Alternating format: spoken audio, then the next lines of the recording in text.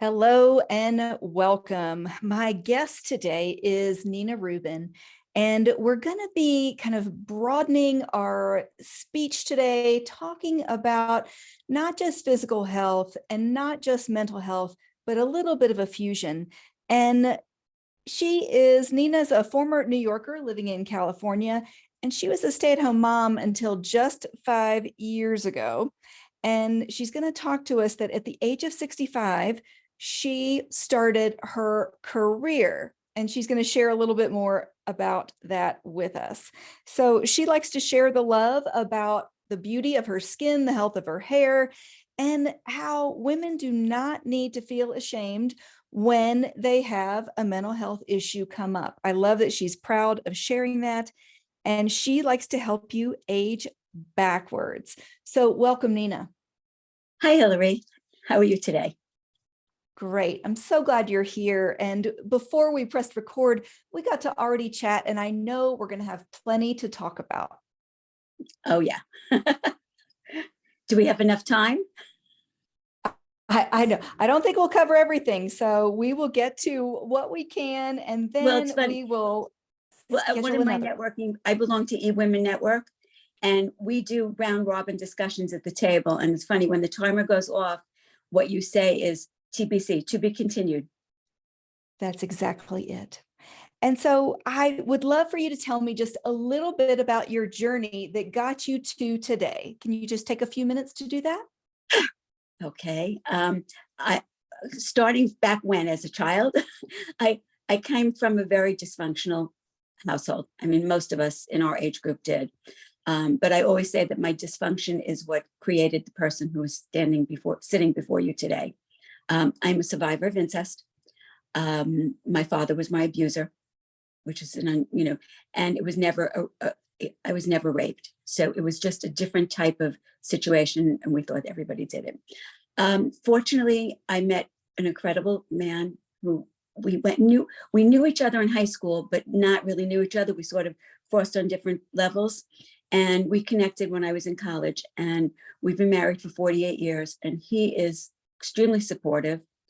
And his family was my first glimpse into a normal family, how a normal family behaves. We'll say healthy for anyone listening. She did air quotes of normal. So that's right. So many of us think that whatever we grew up with was our normal, air quotes, but in the reality of there are healthy families and unhealthy families. So that absolutely. So we got married. I was 21 and a half when we got married. We started having, and as I said, as you mentioned, I was a registered dental hygienist, but I went through all that schooling and all that testing, and I worked for 18 months.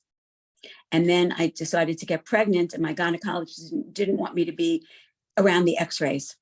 So my husband said, stay home. So I did, and I never worked again. I never got paid for what I did. I was very active in my children's schools. I was very active in our synagogue, but I never got paid for what I did until 5 years ago.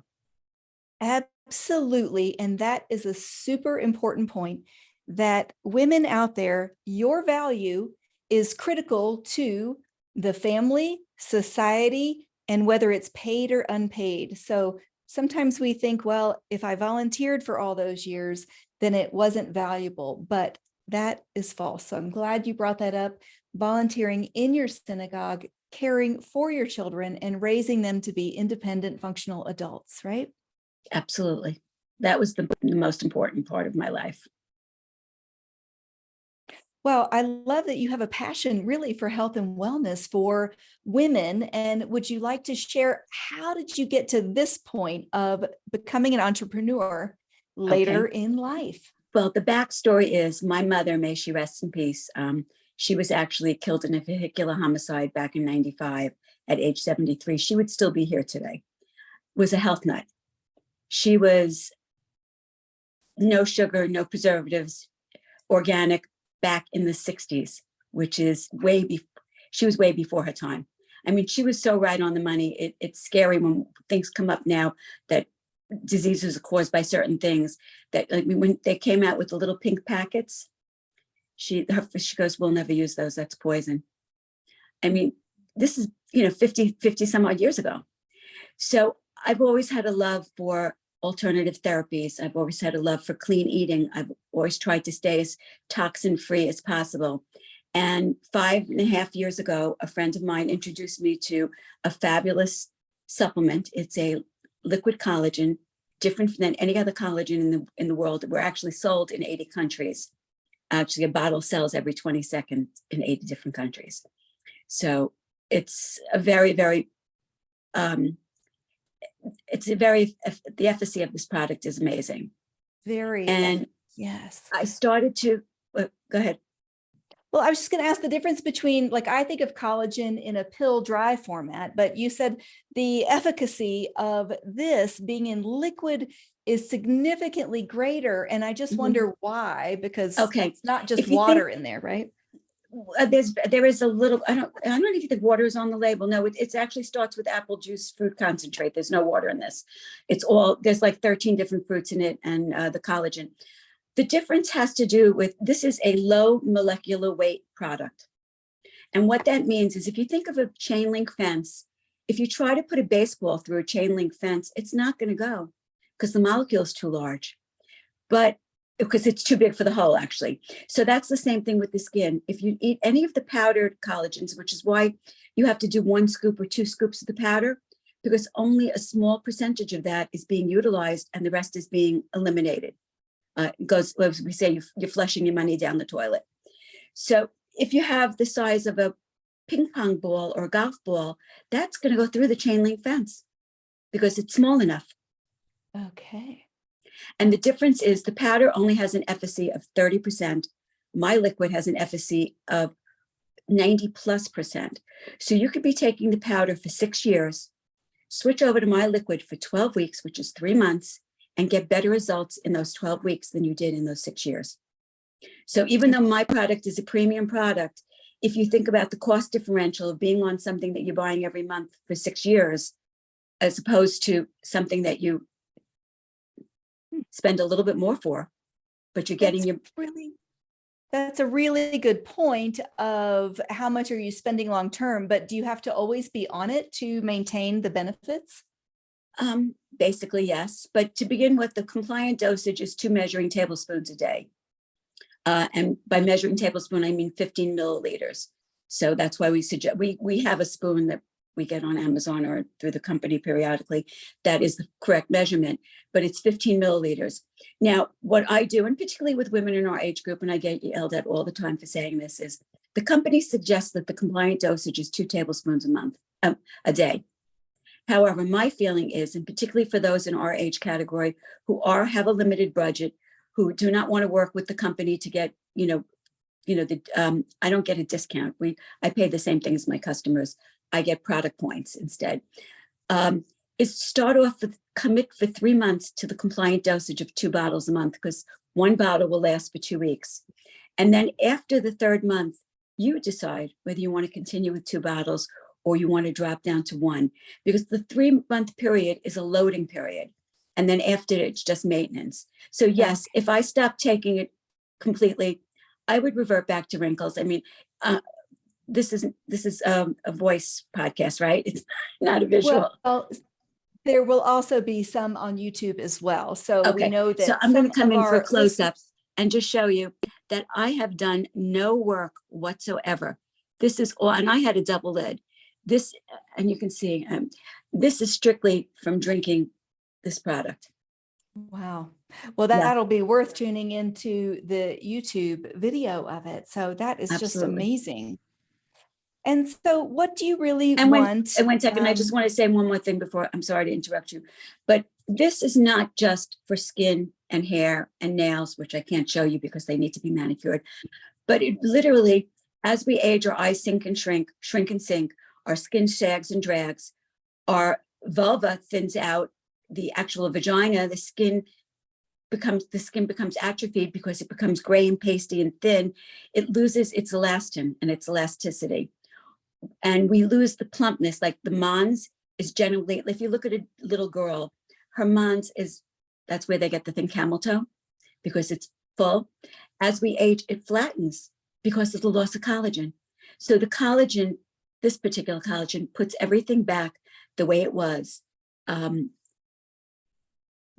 When I saw my gynecologist the first week in March, she said to me, "This does not look like the area of a 70-plus-year-old." She goes, "This looks Wow. more like 19. Wow. That's Yeah. really effective for all the areas of our bodies where we Yes. do lose our moisture and our elasticity. So that And our is bladder. Women our age suffer from tremendous bladder issues, leakage, and incontinency, whether it be stress or urgency. Both my husband and I used to wake up several times during the night because he's a cancer survivor. He lost his kidney, and we make sure that he hydrates and fluids properly because we need to keep the second kidney healthy. So we would both wake up, him more than me, several times in the evening. We now both sleep from 11 to 6 or 6:37 because our bladders have fantastic. plumped and they form the hydrocele again. It's amazing. Fantastic. Yes, So it's life changing. if you could go back, what would you tell your younger self? Like think of yourself at 22. Well, Don't sweat the little stuff, and that things would work out, because it's so true. We make ourselves crazy when we're in our 20s and not realizing that there's so much life ahead of us and so many good things to do. And I mean, like you said, look at me at 65, I started a career. I mean, yes, right. Grandma Moses didn't start painting until she was in her 80s. So, That's a great message for if you have a dream on your heart and you want to become an entrepreneur, you can do it. And that's part of the work that I do, helping and supporting people who have a business. They want to get support. They want to know who to go to ask these questions for their health, for their body, for their mind, for their spirit, and their business. Because we know that if we have a foundation of health, then we can truly do anything and enjoy our lives. yes, health is wealth.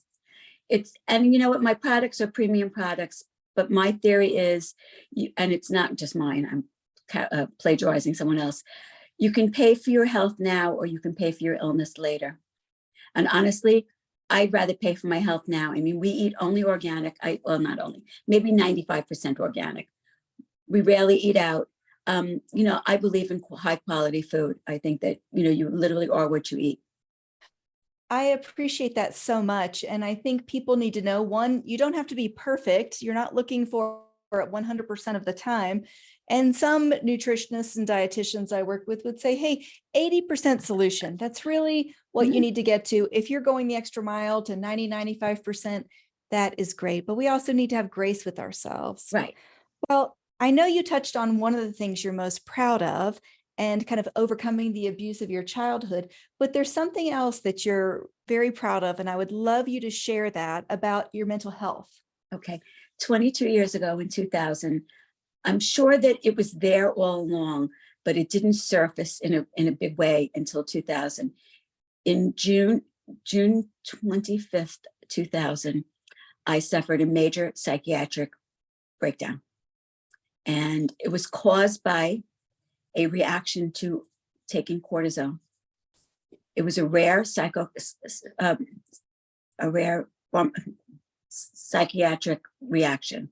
As a matter of fact, Jane Pauley, the same thing happened to her. She wrote a book about it. And at that point, I was diagnosed with bipolar 2 disorder, which is, it's not manic depressive, it's hypomanic. So my normal state is at normal. And then when I start to cycle, I go up to euphoria. And euphoria is a very fun place to be. You become very creative, but it also comes with a lot of pitfalls. There's impulsivity, inappropriate behavior, be it verbal or physical. It was obviously life-changing. I mean, I was actually hospitalized for 21 days in the psych ward. And my children were 16, 19, and 22 at the time. So it rocked our world.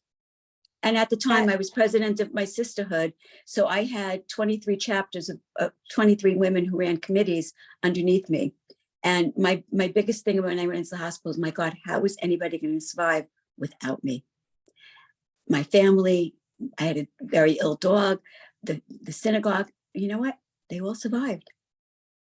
They all survived, and so did you, Nina. And I love that you focused on, because when a break happens in our mental health, and you are not alone, and I know many of our listeners have struggled with mental health, but Mhm. not understanding what are the signs, and then to get help. And for some people, it is so severe, you need to go inpatient.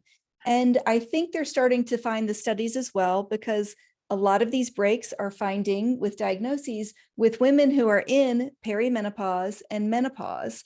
And it's a Mhm. change in hormones, a change in brain. And when you have teenagers as well, it just kind of compounds the issue. Mhm. And we're finding this correlation between people who have been married 20 some years, and they are in their 40s and 50s, and their kids are teenagers, and there's hormonal fluctuations. And then it's rising to the surface to these issues that, like you had said, have been there, but they've been manageable Mhm. until they reach their Well, breaking. for me, as I mentioned earlier, my mother was killed in 1995. She was actually buried on June 25th. My father, who was my abuser, died. So June 25th in 1995. My father, who was my abuser, who I had been estranged from for over 3 or 4 decades, passed away on May 18th of 2000. On June 25th of 2000 is when I had my break. Okay. Well, I That's the night appreciate that I you. went in. So there's definitely triggers. It was the loss of my mother. It was the loss, the death of my father. And I had no relationship with my father. I actually lost my entire paternal side because they didn't believe what I was saying, although they knew it was true, that he had abused me.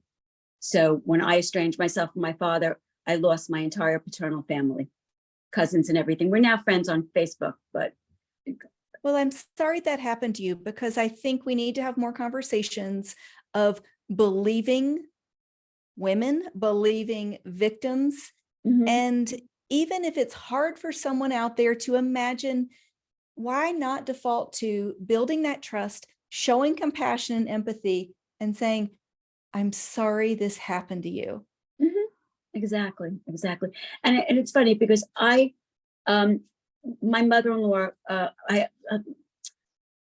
when my son was a little over a year, we went to Florida. My mother-in-law took me to Florida. My paternal grandmother lived there. I had no intention of really seeing her. And my mother-in-law said, we have to go see her. This is her firstborn grandchild. We have to go. So, and I tried to explain to her why I didn't want to see her, why I wasn't part of that family. And I told her the truth. And I said to her, I'm a victim of incest. And she grabbed me by the shoulders and she yelled at me. She goes, you are not a victim. She goes, you are a survivor. And she turned my whole trajectory. And then now I say, I'm not just a survivor. I'm no longer a survivor. I'm a thriver, because I've taken that situation. And I always say first of all, my motto is friends of the family we choose for ourselves. And my second motto is my past has molded who I am today. I'm an empath. I have tremendous empathy. I could basically spot a child who's being abused or is being, it's just like the antenna, the mother's intuition, the antennas go off. Yes. I love how you've shifted that, because when someone is the victim in that moment, when that act happened or is happening, if it's a recurrent, but then there does come a time in life where we need to say, okay, at that time, maybe I was a victim, but now I'm a survivor. And then taking it one step further to being a thriver. And Mhm. I love that, because that's you taking back control of your body, your mind, your spirit, and your business, which resonates a lot with what we do. Wow. And by the way, you said women in their 20 who are married 20 years. And in August, we celebrated our 48th anniversary. That's amazing. And That's I'm a amazing. child of divorce, so that, children of divorce sometimes end up following the same pattern. But that was one of my vows when we got married. I said, I will never get divorced. I will find a way Okay. to work through things. Well, and work through things you have, because life is never easy. but I will say, for a caveat, if anyone out there is suffering from physical or emotional or sexual abuse by a partner, that it would be best for you to get support and get help and to get out. So Absolutely.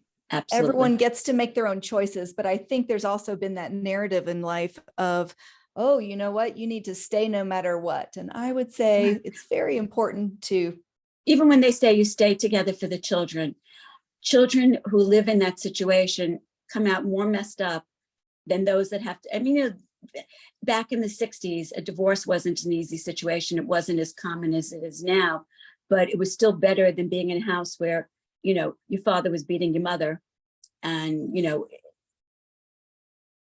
right. it was far different. Absolutely. And I think looking back on what I've learned from you from today is reframing, right, our mindset. And just because something happens to you does not mean that defines who you are, whether Yes. past, present, or future. And something that is done to, whether it's a child or a young adult, that is not okay that that was done, but you can heal and move forward with the right support systems. And if you have a mental health issue, no matter what age or whether it's neurodiversity, and that's something that I certainly deal with adult ADHD. And, you know, sometimes that mean girl in our brain can just get on us of like, why can't you focus? Or why can't you feel cheerful? Or why not? Yeah. So And I think, Nina, you've given us this great positive way forward of using collagen for healthy skin, hair, and all of our skin everywhere, and really giving us that strength and that voice and that courage. And I love that you're proudly over 70 because you don't look it at all. And I want to be able to share, how can people find you? okay, I just want to add one other thing. One of the best things that came out of becoming an entrepreneur, or as I call myself, a healthpreneur, is that this type of business is personal development with a comp plan, a very good comp plan, might I say. But my personal growth over the past 5 years has gone from here, like the bipolar, it's gone from here to here. So for those who are listening, it's gone from normal to extraordinary. The growth, I'm a different person than I was 5 years ago.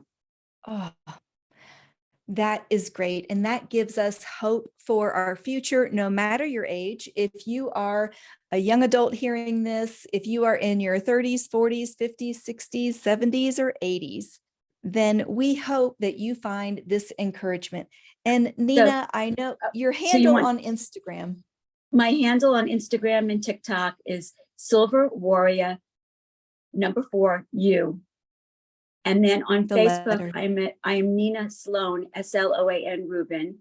And my email is nina824@icloud.com. Awesome. Well, thanks so much for joining us at HillTalks. And we love encouraging women of all ages and stages that there is hope and a future, and you are not alone. Thanks so Absolutely. much. You're welcome.